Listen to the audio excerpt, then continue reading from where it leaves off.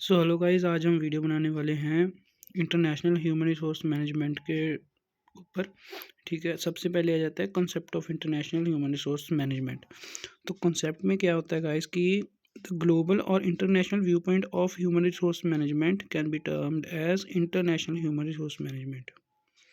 ठीक है, कि जैसे जो हमारे ह्यूमन रिसोर्सेज होते हैं, जो हमें रखते हैं, बंदे रखते हैं, आपको पता है एचआरस होते हैं हमारे, उनका जो इंटरनेशनल व्यू पॉइंट होता है, इंटरनेशनल इन द सेंस हो जाता है कि मान लो क्रॉस कल्चर, जैसे लिखा है cross culture human resource management, कि अलग अलग देशों के बंदे रखने एक ही कंपनी में या एक ही टीम में। ठीक है, अब आ जाता है इसमें एक इम्पोर्टेंट पॉइंट है, मैं आपको बता देता हूँ। It emphasis on a human resource issues of MNCs in subsidiaries or more widely with exploring concern related to HR linked with different phases of process in going global। तो guys, जैसे MNCs होती हैं हमारी, multinational companies होती हैं, अलग अलग देश में होती हैं, तो उन सभी को मैनेज करता है ये, ताकि अच्छी मतलब परफॉर्मेंस आए उससे निकल कर। ठीक है, इंटरनेशनल ह्यूमन रिसोर्स मैनेजमेंट में यही है कि जो भी मतलब बंदे हमने रखे हुए हैं एक जगह से ऑपरेट कर रहे हैं सभी, जैसे मैकडोनल्ड्स है, इनकी एचआरएम इंटरनेशनल ही हुई, बंदे बाहर से भी इनको इंस्ट्रक्शंस मिल रही हैं। ठीक है, तो ये कॉन्सेप्ट में आ जाएगा। तो अभी हम इसका सेकंड जो इम्पोर्टेंट टॉपिक है डिफरेंस वाला, वो अभी स्टार्ट करते हैं। तो गाइज, ये भी काफ़ी इंपॉर्टेंट टॉपिक है, इसमें domestic HRM and international HRM में डिफरेंस क्या है।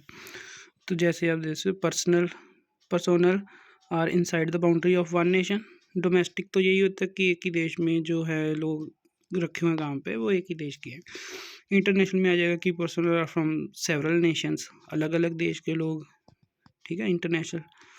फिर डोमेस्टिक में आ जाएगा पर्सनल में be classified on the basis of region और zone for suitability of food habits and regional language. जैसे अलग अलग रीजन में अलग अलग की भाषा बोलते हैं या अलग अलग रहन सहन है उनका, तो उस हिसाब से उसको कैटेगराइज कर सकते हैं हम। अगर इंटरनेशनल की बात करें तो उनको TCN, PCN and HCN for suitability of food, socio culture and language habits.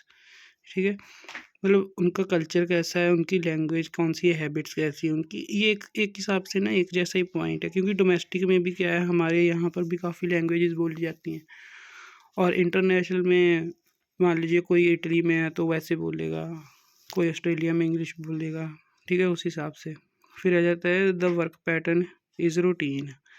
यहाँ पर डोमेस्टिक में जो वर्क पैटर्न होता है वो रोज़ सेम सा ही रहता है, पर इंटरनेशनल की बात करें तो requires continuous attention on adjustment issues in work ethics and living conditions. अलग अलग जगह की लिविंग कंडीशन अलग अलग होती हैं। ठीक है, उस हिसाब से एडजस्ट करना पड़ता है उनको अपना टाइम, और एथिक्स अलग अलग होते हैं सभी देशों में।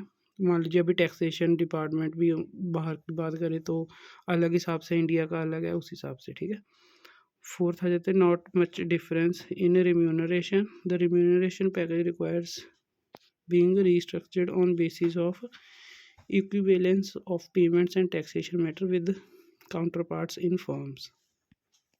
रिम्यूनरेशन होता है कि आप उसके बदले काम जो दे रहे हैं उसके बदले आप क्या दे रहे हो उनको, वो डिपेंड करता है उनकी पेमेंट्स पर, टैक्सेशन पर, कि कितनी सैलरी है उस हिसाब से उसको हम क्या दे रहे हैं। फिफ्थ आ जाता है normal communication takes place. Normally communication होती है क्योंकि डोमेस्टिक है, और वहाँ पर जो लैंग्वेज ट्रांसलेटर चाहिए होता है हमको। ठीक है, फिर no requirement of administrative assistance. देखो, ऊपर तक तो बात पहुंचने की ज़रूरत ही नहीं है, क्योंकि नीचे नीचे रह जानी है बात सारी। ठीक है, एक ही कंट्री में कोई ख़ास हमें अटेंशन देने की ज़रूरत नहीं है। लेकिन अगर इंटरनेशनल की बात करें तो वहाँ पर हमें काफ़ी मतलब एडमिनिस्ट्रेटिव की असिस्टेंस चाहिए, जैसे कि बैंकिंग सर्विसेज में, उनके वीज़ा निकालने में, करेंसी ट्रांसफ़र, ड्राइविंग लाइसेंस कैसे मिलेगा, इस सब के लिए। ठीक है, सेवन्थ आ जाता है organisations do not usually take into consideration the arrangement of medical facilities, schooling of children. Domestic में ऑर्गेनाइजेशन इतना ध्यान नहीं रखती कि इनके बच्चे स्कूल कैसे जाएंगे, मेडिकल फैसिलिटी देनी है इनको। पर अगर हम बात करें इंटरनेशनल की तो HR department need to take care regarding communication of foreign nationals, entertainment, schooling, housing. उनको हर चीज़ का ध्यान रखना पड़ता है क्योंकि वो अपनी कंट्री में नहीं रह रहे होते। अब आ जाता है locals can handle themselves in difficult and unfavourable circumstances, क्योंकि अपना ही देश है तो जैसे भी सर्कमस्टांसेस आएंगे वो अपने आप को संभाल ही लेंगे। तो इधर क्या है, HR department needs to be more cautious of foreign nationals in situation of national calamities, ethnic agitation, terrorism and epidemics. वही कि अब यहाँ पर कोई प्रॉब्लम आ गई, डिफ़िकल्टी आ गई, तो पता है अपने ही देश है संभाल लेंगे, पर एचआर को उधर ध्यान रखना पड़ता है जो इंटरनेशनल होते हैं कि वहाँ के टेररिस्ट या फिर कोई भी लड़ाई हो रही है वहाँ पर, या कोई डिज़ास्टर आ गया, कोई तूफ़ान हड़ जो भी है आ गया, तो फिर एचआर की रिस्पॉन्सिबिलिटी बन जाती है उनको ठीक से देखना और टेक केयर करना उनकी। Employees themselves manage public relations work, ठीक है, अपने हिसाब से अपने देश है तो एक अच्छे से रिलेशन बना के रखते हैं अपने सबॉर्डिनेट्स के साथ, पर वहाँ पर एडमिनिस्ट्रेटिव असिस्टेंस चाहिए होती है for getting children for the employees admitted in school. उनको अभी क्या पता है कि स्कूल में कैसे एडमिशन दिलवानी है, या फिर कह दें in same manner the medical facilities कैसे लेनी है वहाँ की हमने, ठीक है। तो ये डिफरेंस था इसका, ये मतलब एक इम्पॉर्टेंट टॉपिक था। तो all the best for your exam, ठीक है।